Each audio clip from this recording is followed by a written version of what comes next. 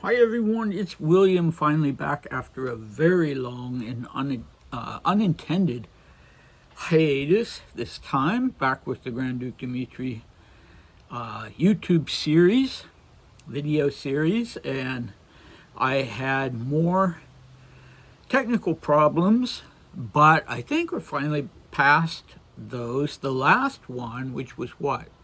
2 weeks ago, good Lord, maybe a little longer, took me 3 days to upload. I thought I'd settled the technical problems, but obviously I hadn't.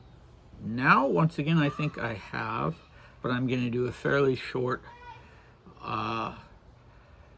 video. I'm going to try to. I'm not very good at that today in order to test it out.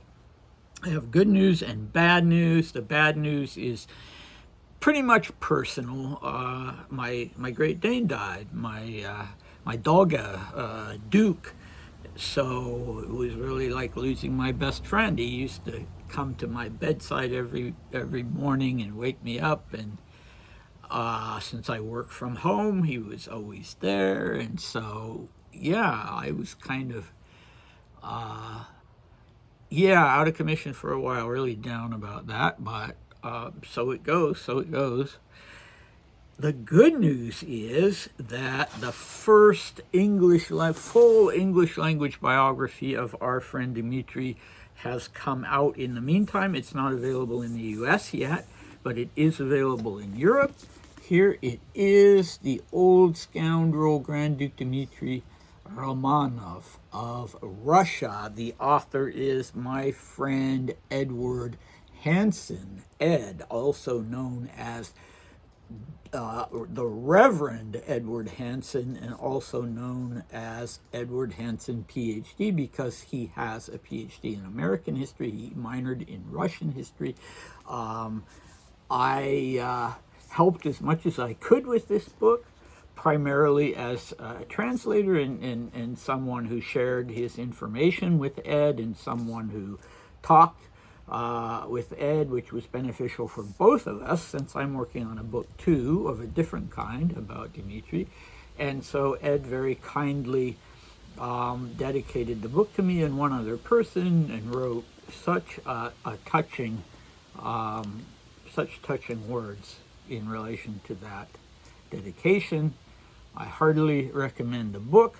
I can vouch for the fact that the research is absolutely meticulous. And yeah, Ed is a professional historian. Now, the cover is interesting, isn't it? You kind of see Dmitri, just his eyes beyond these big blocks of letters, and that was a conscious choice on the part of the publisher and on Ed, who approved it, to show a man who was sort of in his own private trap, so to speak,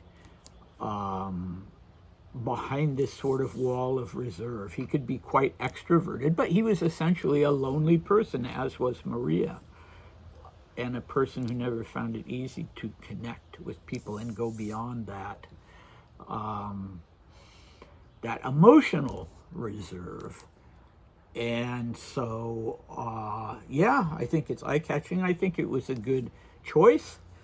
And also the title is interesting. The title comes from my godmother's husband, who heard this expression from his mother-in-law, my godmother's mother, who was born Countess Karlova,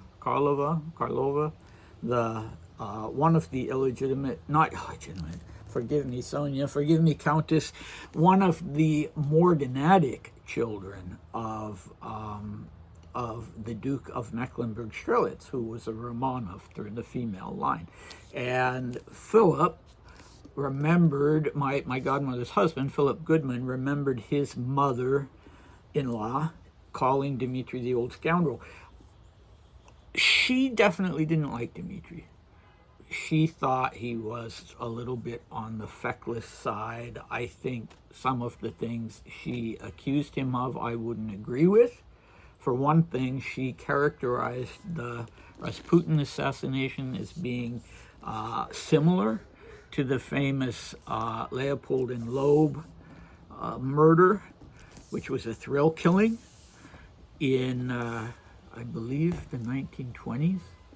Hitchcock's movie Rope is based on that murder, and I think, I just don't see anything that suggests that at all in any of Dmitri's writings. Quite the contrary. And I think she also didn't take into account just how depressed he was at this time in London when he and Maria were living in London in 1920. And Maria was already very active in, charity fundraising things, and Dmitri wasn't. And she was, my godmother's mother was at that time Countess Kleinmichel. And I think, her husband was one of the few men who came over after the revolution to England and to France and other places, who was just immediately able to get on his feet and make a career for himself in banking, and was so level-headed and reliable that that George, was it George V or George VI then? I think it was George V, appointed him to be the guardian of Grand Duchess Ksenia Alexandrovna, whose husband Sandro was off philandering and doing other things. And so Count Vladimir Kleinmichel was put in charge of Ksenia and her children and their finances, and did a very good job for them. Was a highly competent man, and a lot of that, it was a pattern. A lot of men in the emigration in the years after the revolution just couldn't psychologically get on their feet. The women did much, much better. So it wasn't just Dmitri in that respect. And, a person could do a very interesting dissertation on that subject. Anyway, apparently she called him the old scoundrel. And so that was where Ed took the name. I have never considered Dmitri a scoundrel.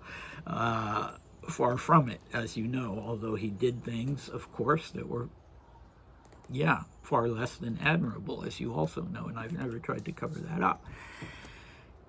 Anyway, so here I've taken almost 8 minutes of this video to talk about the biography, but it's kind of a big deal. So maybe we'll just do this first video after the hiatus dedicated to that. It has some excellent photographs in it. As I say, it's meticulously researched. Ed and I discussed, not that I'm taking credit for it, but we shared information. And my book is called The Prince and the Devil. The ball is in my court now to get my book out, but it's very long. It's 800 pages, and I am finishing up the first quarter of the book. The first 200 pages divided into 4 parts. The overall title of the novel is Dmitri the Prince and the Devil. Part 1 is Dmitri the God. Part 2 is Dmitri the Hero. Part 3 is Dmitri the Unifier. And Part 4 is the Shabby Man. And so you can see sort of what the trajectory is there, although I wouldn't take any of those titles as something that should be taken literal. So it is not historical fiction. It's a novel, but it's not historical fiction. It's what I call an ontological novel, ontology being the study of being. So very philosophical and theological. You may wonder at the idea that Dmitri can be the protagonist, and a protagonist who were very tightly in his consciousness, that he could carry an 800-page book of that kind, which is more akin to something like the Brothers Karamazov or the Magic Mountain. Not that I'm saying I'm a writer of that talent, but that's the kind of book it is, as opposed to, historical fiction, taking the biography and adding some imagined scenarios and some made-up dialogue. It's not that at all. So I don't know that Romanov aficionados will necessarily like it. I certainly hope so. But the target audience is people who read literature rather than more narrowly people who like Russian history or people who like the Romanovs. Everybody is welcome. I hope everybody will read it. Okay, that's 10 minutes. I'm sorry, I've left you hanging. We've done 2 parts now of this letter of Dmitri's from the 6th, which he began on the 6th of May, 1909, and then completed on the 7th of May, 1909. And it's been a very interesting letter, and I need to give you quite an in-depth recap after having left you hanging for so long.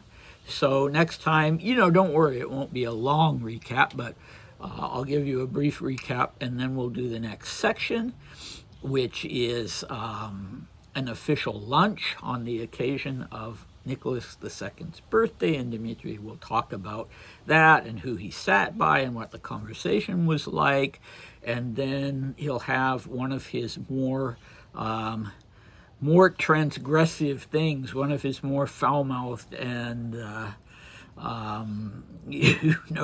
little bit on the shocking side, one of those things that he was prone to write every once in a while. So do come back for that, and I hope to see you then. Bye.